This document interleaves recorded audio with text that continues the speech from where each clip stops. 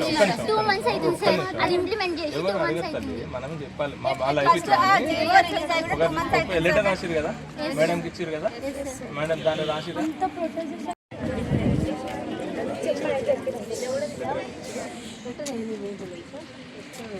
ఇంకా బయటకు వెళ్తాం ధర్నా చేస్తామంటే లేదమ్మా ఇంటింద క్యాంపస్ చేయండి.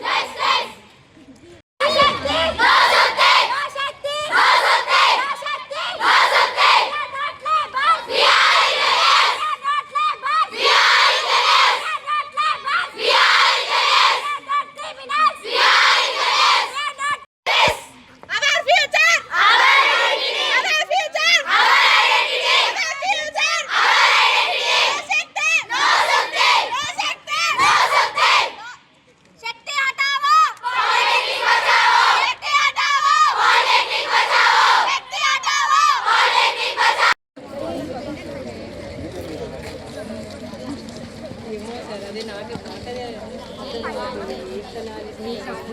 చివరి భవిష్యత్తులోనే చేయడం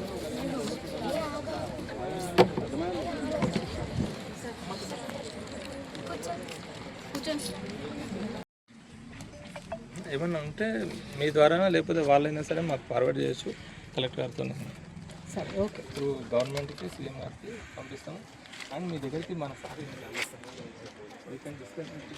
ఈజ్ వెరీ ఇంటెలిజెంట్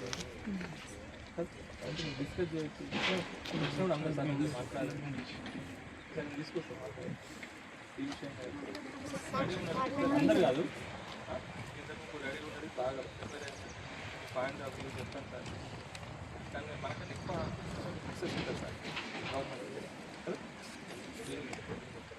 ఒక పేపర్ మీద రాసుకోండి పాయింట్ బై పాయింట్ రాసుకోండి. Good afternoon everyone.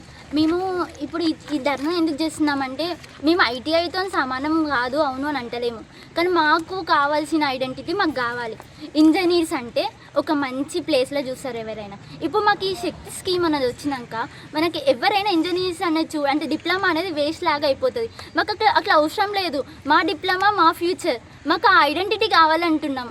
మేము లేబర్స్ లాగా పనిచేయాలని మేము కోరుకుంటలేం కదా. పేరెంట్స్ దానికోసం చదవనిస్తలేరు కదా గవర్నమెంట్ స్కూల్స్లల్లా. మేము ఒక ఇంజనీర్స్ ఒక లెవెల్లో చూడాలనే పేరెంట్స్ అనుకుంటారు కదా. మేము ఆ లెవెల్ కోసమే కదా మేము ఇంతగానో చదువుకునేది. ఇప్పుడు శక్తి స్కీమ్ వస్తే మాకు ఆ లెవెల్ కూడా చూడాలి. అసలు మా చదువే అసలు వేస్ట్ అవుతుంది. అంటే ఆ స్కీమ్స్ ప్రిన్సిపల్ మేడంకి ఏమన్నా మెమోరాండం అట్లా ఏమన్నా ఇచ్చిరా? చూసి యువర్ లీడర్ పర్మిషన్ అడిగినాం సార్. ఓకే ఇంకా తల్లి మీ ప్రాబ్లం ఏంది మీకు తెలియాలి కదా. మేడం చెప్పిరా?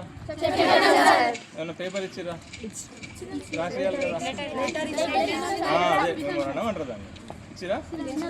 వస్తే మేడం నాకు ఇస్తారు, నేను గవర్నమెంట్కి ఫార్వర్డ్ చేస్తాను. ఓకేనా? ఎండ కొడుతుంది కదా.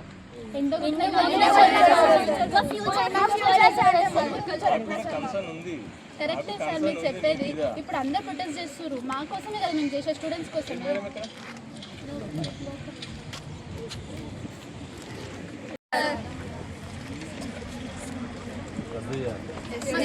అడ్వాంటేజెస్ లేవు కదా సార్. డిసడ్వాంటేజెస్ ఏంటంటే ఇప్పుడు మమ్మల్ని young skill young India skill యూనివర్సిటీలో కలపడం వల్ల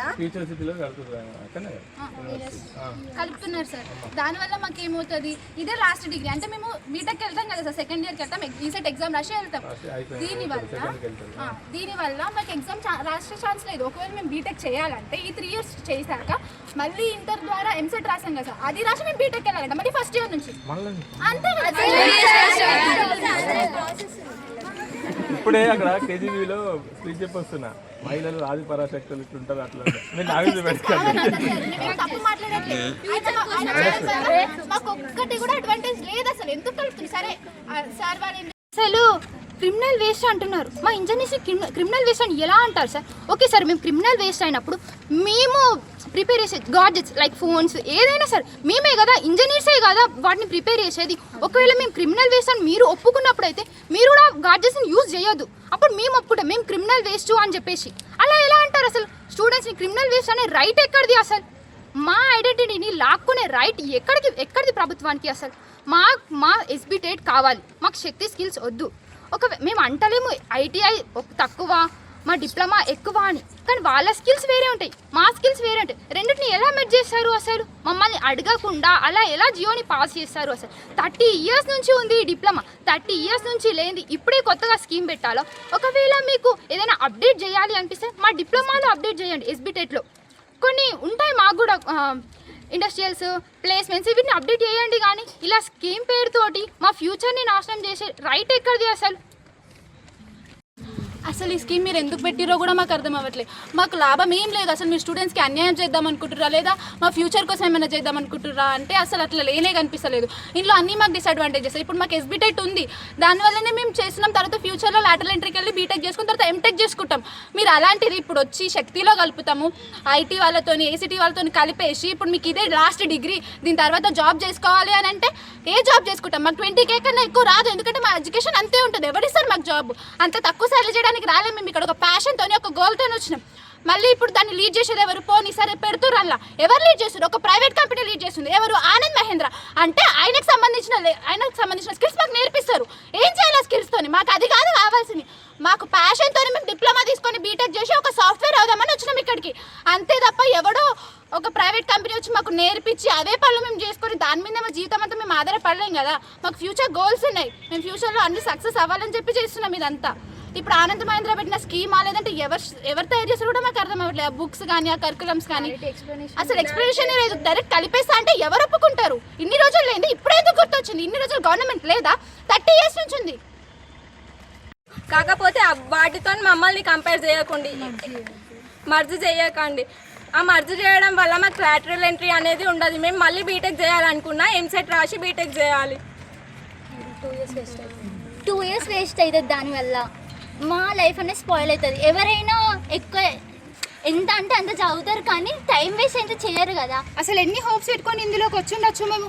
ఎంతమంది పేరెంట్స్ అంటే ఇట్లా పూర్ బ్యాక్గ్రౌండ్ నుంచి వచ్చి ఉండొచ్చు, వాళ్ళు అనుకుంటారు డిప్లొమా అంటే తొందరగా మంచిగా చదువుకొని తొందర ప్లేస్మెంట్స్లో జాబ్ కొట్టి ఇంజనీర్ అవ్వచ్చు అనుకుంటారు. కానీ ఇప్పుడు ఈ శక్తి స్కీమ్ అనేది యాడ్ చేయడం వల్ల మా ఐడెంటిటీ కోల్పోతాం. మేము ఒకళ్ళ కింద లేబర్స్లా వర్క్ చేయాలా? అసలు మాకు అట్లా ఎందుకు చేస్తాం? మేము ఇంత కష్టపడి చిన్నప్పటి నుంచి పేరెంట్స్ ఇంత కష్టపడి మమ్మల్ని పెంచుండొచ్చు. అసలు మమ్మల్ని అడగకుండా 75% ఎట్లా కంప్లీట్ చేస్తారు? అసలు జియో నెంబర్ని ఎలా పాస్ చేస్తారు? ఇలానే చేస్తున్నారు అనుకో, మేము మా డిప్లొమా స్టూడెంట్స్ పవర్ ఏంటో చూపిస్తాం. అసెంబ్లీలో అనౌన్స్ చేయకుండా, స్టూడెంట్స్ యూనియన్స్కి తెలియకుండా, స్టాఫ్ యూనియన్స్కి తెలియకుండా దాన్ని ఎలా ఇంప్రూవ్మెంట్ చేస్తారు? అది చేసి 2 months అవుతుంది. 16 జూన్కి చేసిర్రు. ఇప్పటి వరకు ఎవరికి తెలియదు. మాకు వారం కింద తెలుసు ఆ జియో నెంబర్ 97 వచ్చింది అని. వచ్చే నుంచి మేము ఆ ప్రొటెస్ట్ చేస్తూనే ఉన్నాం. ఒకవేళ మీరు అలానే మేము చెయ్యాలి, శక్తి స్కీమ్ని యాడ్ చేయాలి అనుకుంటే మేము కూడా చూపిస్తాం మా స్టూడెంట్స్ పవర్ ఏంటో. జంతర్ మంతర్ కంటే ఎక్కువ ప్రొటెస్ట్ చేసి చూపిస్తాము.